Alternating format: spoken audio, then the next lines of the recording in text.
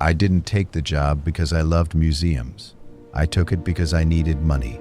The listing was simple: night security guard, temporary, high pay.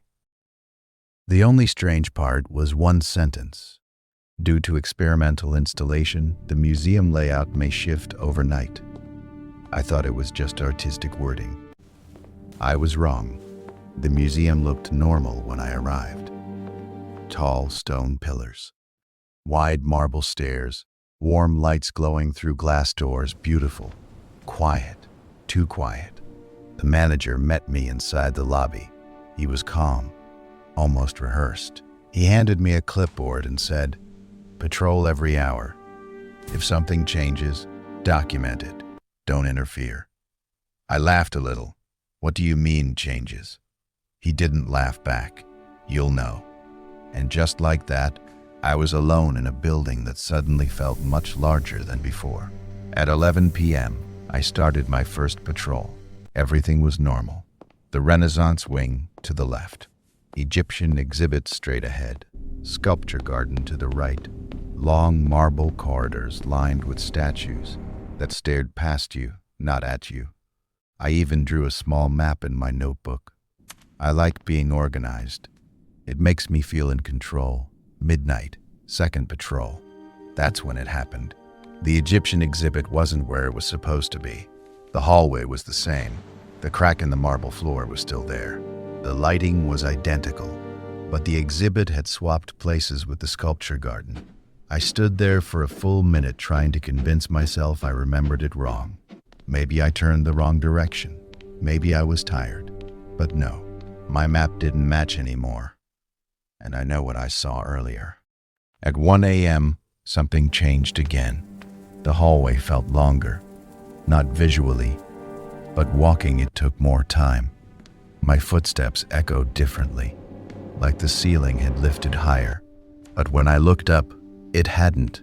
That's when I heard it, a deep grinding sound, like heavy machinery moving behind the walls. Slow, mechanical, intentional. It stopped when I stopped walking. It resumed when I moved. That's when I felt it. The building wasn't shifting randomly. It was responding. At 2:17 a.m., I noticed the statue, a marble bust near the atrium. Earlier, it faced forward. Now it was slightly angled toward the hallway, toward me. Not dramatically, just enough to notice. Just enough to make you question yourself. I rushed to the security room and checked the cameras. The footage showed it facing forward the entire time. No movement, no change. But when I returned to the hallway, it was angled again. I didn't feel scared. I felt confused. And confusion is worse than fear. Around 3 a.m., the wall map changed. There was a new section labeled Archive Level. There hadn't been one before. Behind the sculpture garden, there was now a staircase. I don't know why I went down. Curiosity, maybe.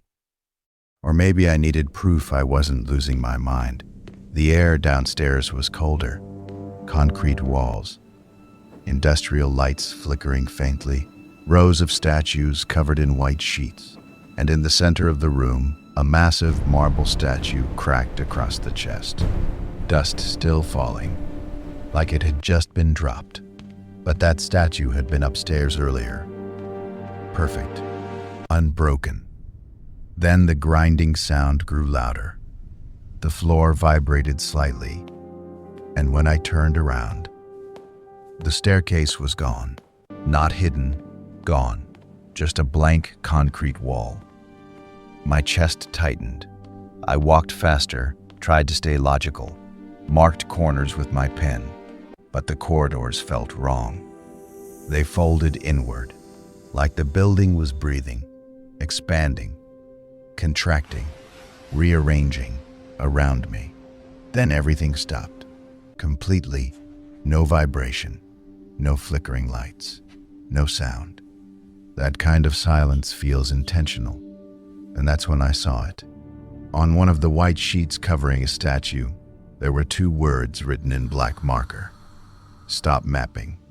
I didn't write that, and I was alone. At 4:30 a.m., everything reset. The staircase was back. The map was normal. The exhibits were exactly where they were at 11 p.m. The cracked statue was gone, as if nothing had happened. The manager returned at 6. He didn't ask how my night was. He only asked, "Did you document the changes?" I handed him my notebook. He flipped through it calmly. Then he said something I still think about. "The museum doesn't rearrange. It observes how you adapt." I didn't understand. He continued, "Some people notice more than others." I quit that morning. A week later, I visited during the day. I needed to know if it was real. Families walked through the halls. Kids laughed. Tour guides explained art history. Everything looked completely normal. But when I stepped into the sculpture garden, I saw it. The same marble bust, slightly angled toward the hallway, just like before. And beneath its plaque, carved faintly into the marble base, were 2 words. Subject 1. I don't know how many others took that job. I don't know how many noticed the changes. But I do know one thing. The museum doesn't rearrange for art. It rearranges for observation. And if you ever see a job listing that says the layout might shift overnight, don't take it, because you're not guarding the building. The building is studying you.